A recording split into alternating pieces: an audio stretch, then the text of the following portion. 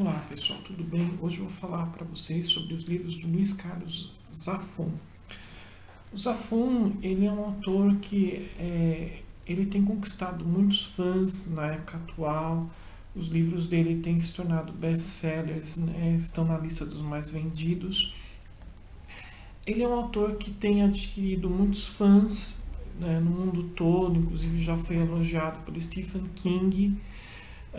O Zafón, ele é espanhol, ele é da cidade de Barcelona, ele tem formação de jornalista, atualmente ele trabalha como roteirista e vive nos Estados Unidos.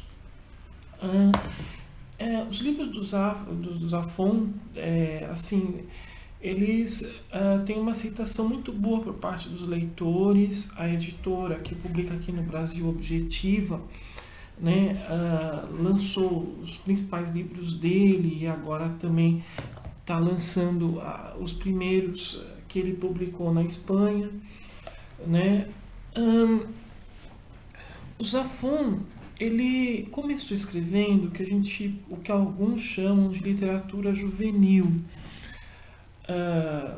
uma literatura mais voltada para adolescente. Mas, apesar disso, nós já vemos que nos livros dele há muitos elementos de histórias de horror, né? O Zafón é o que a gente pode dizer de um autor que ele vai retomar a tradição do romance gótico, né? Ou seja, o romance gótico é um tipo de literatura que enfatiza cenas de horror e principalmente a atmosfera, né? A atmosfera no romance gótico é uma atmosfera assim, carregada de suspense, procura causar medo no leitor, o leitor não sabe exatamente o que está acontecendo, existe um clima de mistério. E, além disso, a gente pode perceber que o Zafón, ele também ambienta as histórias dele em cenários, né, que também remetem a esse tipo de literatura. Inclusive, grande parte dessas histórias se passam no bairro gótico de Barcelona, né? Ou seja, nós vemos a importância do cenário nas histórias do Zafón para a criação, para a ambientação de cenas de terror, de cenas de suspense, né? O Zafón, ele é mais conhecido aqui no Brasil por esse livro aqui, A Sombra do Vento. A Sombra do Vento foi um livro assim, que se transformou em um grande best-seller. É o carro-chefe dele aqui no Brasil. É um livro que já vendeu muitos exemplares, continua vendendo, né, muito. É um livro bastante popular. Ele também publicou O Jogo do Anjo, que também é um livro que ficou na lista dos mais vendidos durante muito tempo. Mas eu vou começar falando sobre um outro romance dele chamado Marina.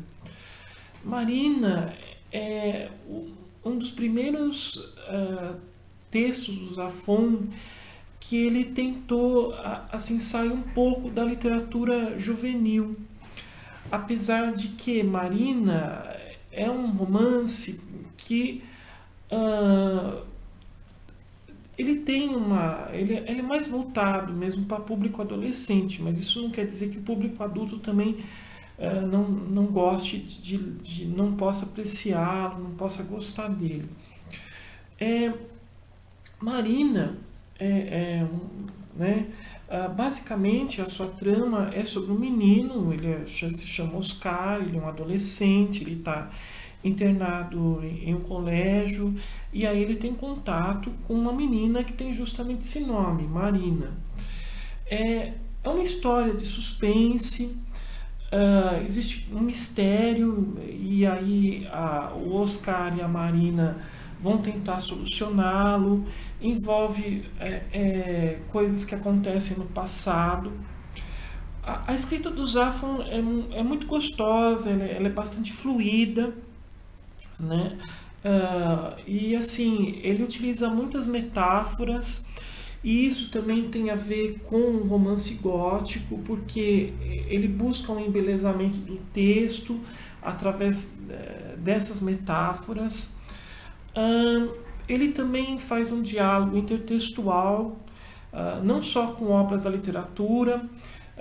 No começo de Marina, o cenário da casa onde o Oscar vai parar, ele fala que remete à mansão de grandes esperanças.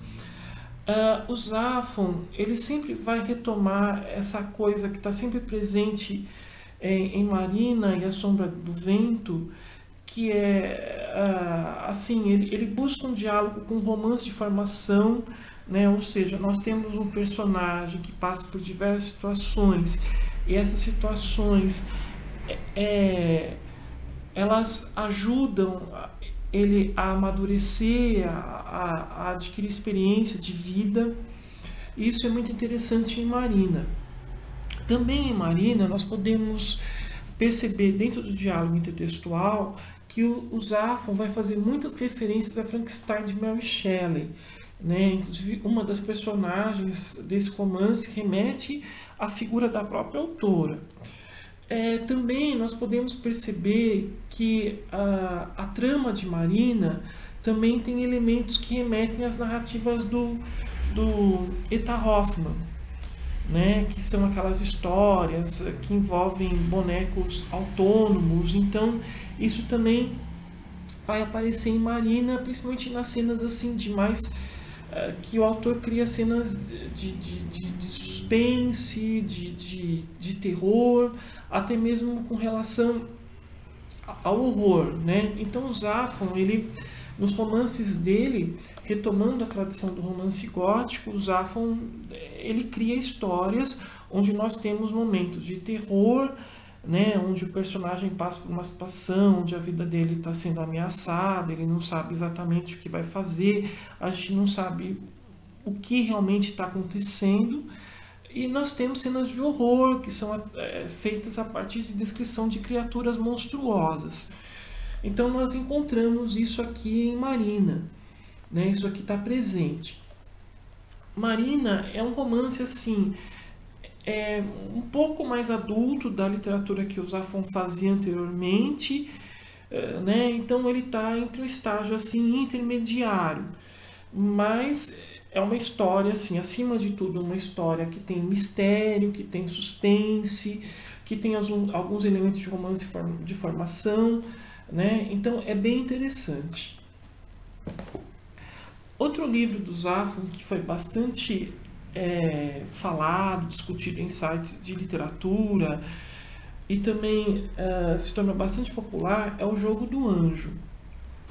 O Jogo do Anjo, o Zafon vai retomar o mito de Fausto, né? Nós temos aqui o personagem principal é um escritor e ele faz um pacto demoníaco, né? E a partir daí muitas coisas estranhas começam a acontecer na vida dele. Novamente, o Zafon, ele é um escritor que trabalha muito com metalinguagem. Isso a gente pode ver tanto no Jogo do Anjo como na Sombra do Vento, né? Nós temos o escritor que está escrevendo um romance e aí as próprias situações que ele vive remetem a outras que estão descritas em outros livros, né? Então o Zafon sempre vai estabelecer esse diálogo intertextual.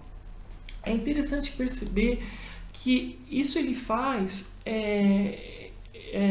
através ele faz com que o personagem nesse romance ele escreva histórias folhetinescas, né? Então, de certa forma, o Zafon vai prestar uma espécie de tributo, digamos assim, a esse tipo de literatura, né? Demonstrar que essa literatura, apesar de ela não ter grande qualidade, ela é uma leitura que cativa, que fascina o leitor, né?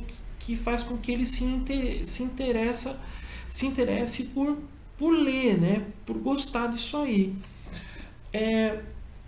É interessante também que nesse livro, O Jogo do Anjo, aparecem personagens que vão ser retomados na Sombra do Vento, né? Então nós vemos que o diálogo intertextual nas obras do Zafon, ele se dá de uma forma bastante complexa, porque ele vai retomar os personagens principais da Sombra do Vento aqui no Jogo do Anjo. E também é curioso, porque ele também ele também faz, né, ele brinca, né, com toda essa coisa do prazer da leitura, da literatura. Um dos cenários que ele escolhe é uma livraria do Semperi, que é uma família que aparece na Sombra do Vento, né?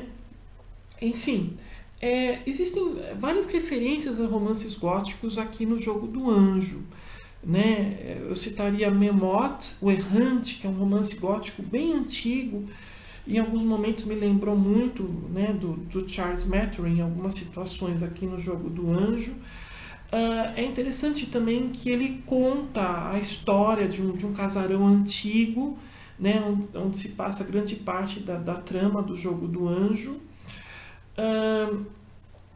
É também um romance de suspense, ele é mais um romance de suspense do que de horror, embora tenha cenas de horror envolvendo uma figura sinistra, uma figura misteriosa.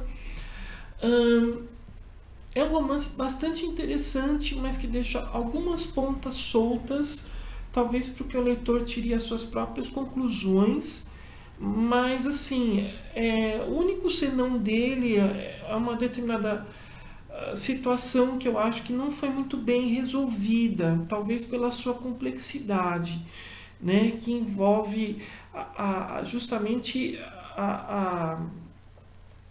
a criação de um romance, né, de um tipo de literatura, né? Então o Zafon não consegue lidar muito bem com ela, mas de qualquer forma é bem interessante, é uma história que prende a atenção do leitor, tem momentos bastante tensos. Também o Zafon, ele faz uma crítica à crítica literária, a crítica da crítica literária. Essa é muito boa, mas é a única definição que eu tenho para isso que é colocado aqui, porque o personagem principal ele é um autor de uma literatura de apelo mais popular, e aí ele se envolve numa situação que ele se torna um ghostwriter, e a obra dele séria é bem aceita, enquanto o que ele faz é criticado, não é levado a sério. Enfim, é bem interessante também o Jogo do Anjo. Por fim, eu gostaria de terminar com A Sombra do Vento. A Sombra do Vento é considerado até agora o melhor romance do Zafon, e é mesmo. Tá? Esse aqui é um romance assim, que ele trabalha de uma forma melhor com a linguagem, com a utilização de metáforas. Ele cria uma história assim, muito cativante. Ele retoma a tradição do romance gótico, assim, dentro das suas raízes, digamos assim, porque ele cria toda uma atmosfera sobrenatural, e aí ele vai demonstrando que por detrás dela a gente acha que é uma coisa, no fim ela se revela outra. Existe um diálogo intertextual bastante complexo. Ele vai dialogar com obras clássicas de Alexandre Dumas, ele vai citá-las, ele vai... então, ele cria praticamente uma trama que até mesmo na própria escrita, né, vai remeter a todas essas obras. Então, é muito interessante a maneira como o Zafon desenvolve a trama desse romance. Existem personagens muito cativantes, né? O protagonista é o Daniel Semperi, e o pai dele é dono de uma livraria. Ou seja, o Zafon ele vai realmente desenvolver todo o potencial criativo nesse romance, especificamente nesse romance, né? É interessante também que A Sombra do Anjo e Marina, assim como Marina, também o Zafon vai retomar o romance de formação. Ele também aparece um pouco no Jogo do Anjo, mas ele é mais evidente aqui em A Sombra do Vento, né? Ele vai citar muito o Charles Dickens, o próprio Daniel vai lembrar os personagens do Charles Dickens, o Pip principalmente. E é muito interessante a maneira como ele vai desenvolvendo todas as situações. Ele é um romance que tem um ritmo acelerado, existem mistérios que ele vai colocando, e aí você fica curioso para saber como ele vai conseguir resolvê-los. Dentre os romances góticos, a principal referência é o Fantasma da Ópera, do Gaston Leroux, né? Então é bem interessante a maneira como o Zafon faz isso através de um personagem misterioso. Novamente nós vemos aqui a utilização de metalinguagem. O Daniel ele tem pretensão a ser escritor, e aí ele adquire um livro, e esse livro ele é considerado maldito. Existem algumas coisas envolvendo a escritura dele, principalmente o autor. Há um espelhamento também, porque as situações que o Daniel passa vão, de certa forma, refletir, vão se espelhar nas próprias situações que envolvem o autor desse romance.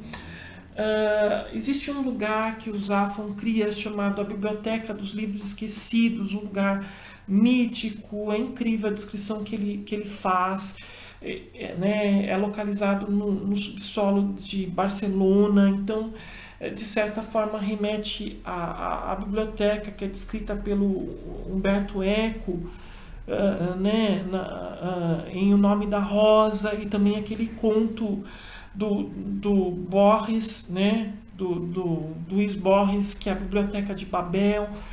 E existem livros que é curioso a ideia que o Zafon dá com relação a esse lugar mítico, mágico, porque não são as pessoas que escolhem os livros, mas os livros que escolhem as pessoas.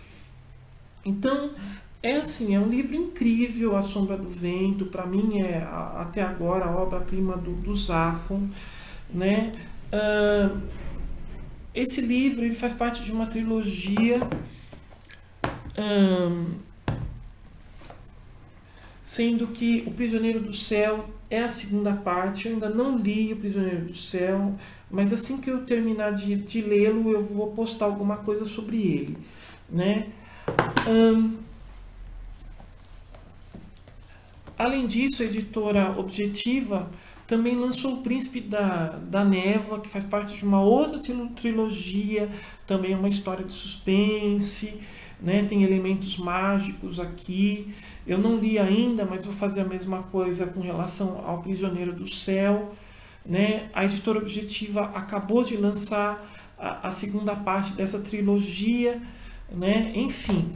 Bom, fica aqui então registrado, né, o meu comentário sobre o Carlos Ruiz Zafon, né?